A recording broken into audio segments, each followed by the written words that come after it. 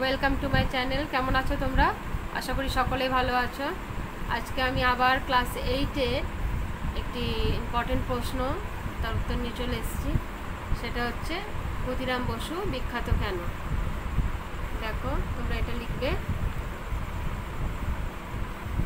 বাংলার বিপ্লবী আন্দোলনের বীর অগ্নিসন্তান ছিলেন শহীদ ক্ষুদিরাম বসু। তিনি ছিলেন বাংলার প্রথম বিপ্লবী যিনি ফাঁসির মঞ্চে শহীদ হয়েছিলেন। তার আত্মবলিদান বাংলার বিপ্লবী আন্দোলনে পথ প্রশস্ত করেছিল। প্রথমে তোমরা পয়েন্ট আউট করো প্রথম জীবন, তার জন্ম কোথায় হয়েছিল, স্কুল ইত্যাদি। তারপরে তাকে কিসের দায়িত্ব দেওয়া হয়েছিল? কিংসফোর্ড হত্যার দায়িত্ব। ঠিক আছে, এটা তোমরা লিখবে।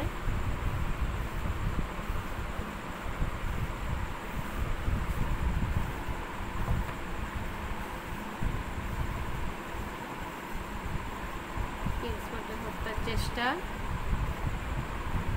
তার সাথে আরেকজনও ছিল প্রফুল্ল চাকি।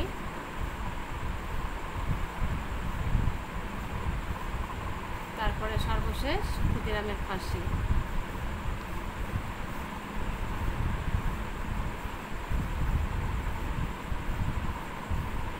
ঠিক আছে, এটা তোমরা করবে।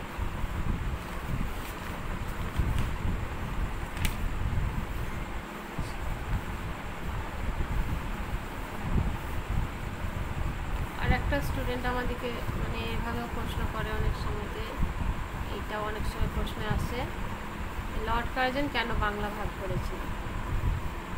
1905 খ্রিস্টাব্দে 16 অক্টোবর ভারতে গভর্নর জেনারেল লর্ড কার্জন বঙ্গভঙ্গ কার্যকর করেছিলেন। ফলে বাংলা প্রদেশ দ্বিখণ্ডিত হয়েছিল। এর ফলস্বরূপ তোমরা দুটো পয়েন্ট আউট করতে পারো।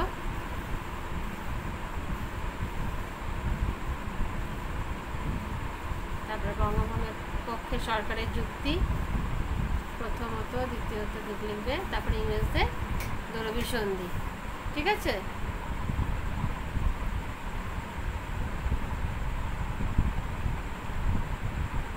তাহলে আশা করি তোমরা এই দুটো প্রশ্ন ভালোভাবে মুখস্থ করবে। এবং কারো যদি কোনো কোশ্চেন থেকে থাকে আমাকে অবশ্যই কমেন্ট সেকশানে যে কমেন্ট করবে।